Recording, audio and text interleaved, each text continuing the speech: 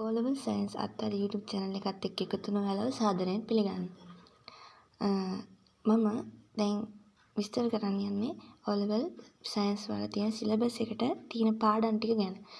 ඔයාලා නොදන්න වුණාට O-level science වල තියෙන syllabus එකේ පාඩම් කොටස් ප්‍රධාන කාණ්ඩ තුනකට බෙදලා තියෙනවා. ඒක ජීව විද්‍යාව, රසායන විද්‍යාව සහ භෞතික විද්‍යාව කියන ප්‍රධාන කාණ්ඩ තුන.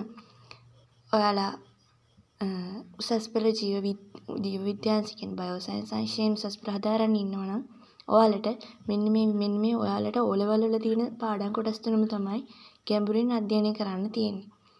විෂයන් තුනයි තියෙන්නේ උසස් පෙළ ජීව විද්‍යාව කියන්නේ ජීව විද්‍යාව, රසායන විද්‍යාව, භෞතික විද්‍යාව වශයෙන් විෂයන් තුන තමයි ඔයගොල්ලෝ ගැඹුරින් අධ්‍යයනය කරන්නේ. සාමාන්‍ය පෙළ විෂය නිර්දේශයේදී තියෙන මේ පාඩම් ටික ගැන පොඩ්ඩක් මම පැහැදිලි කරලා දෙන්නම්.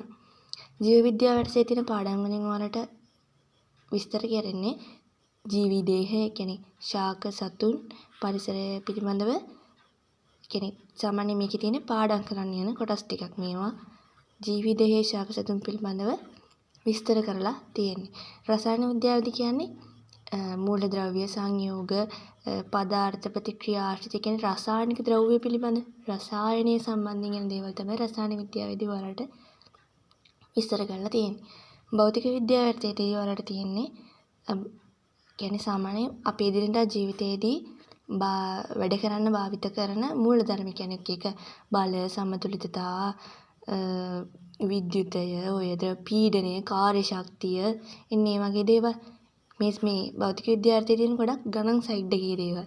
ගණන් කිව්වහම බය වෙන්න එපා. මේ ගණන් සයිඩ් එකේ දේවල් වුණාට ඔයාලට මේ ජීව විද්‍යාව රසායන විද්‍යාව කියන විෂයන් දෙකටම වඩා ඉතා ඉක්මනින් ලකුණු ලබා ගන්න පුළුවන් වෙන්නේ මෙන්න මේ භෞතික විද්‍යාව යටතේ තියෙන මේ පාඩම් වලින්. ඇයි කියනවනම් ජීව විද්‍යාව රසායන විද්‍යාව දෙකේම පාඩම් කරන්න කියන සාමාන්‍යයෙන් මතක තබා ගන්න ඕන දේවල් වැඩි. භෞතික විද්‍යාව යටතේදී මතක තබා ගන්න ඕන දේවල් ගොඩක් අඩුයි.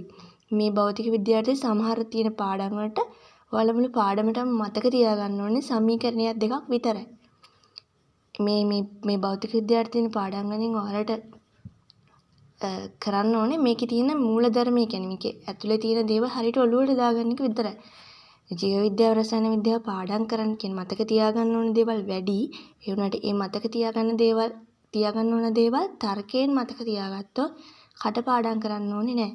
කටපාඩම් කළොත් අපිට දවස් 4යි 5යි හරියට මතක තියෙන්නේ.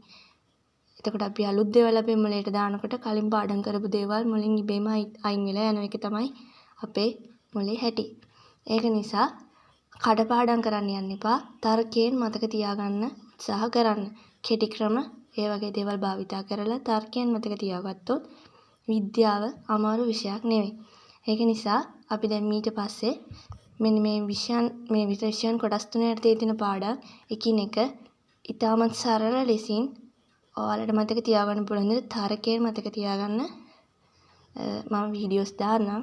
ඔයාලා මාත් එක්ක එකතු වෙලා මේ වීඩියෝස් බලන්න. ඒක තමයි කියන්න තියෙන්නේ.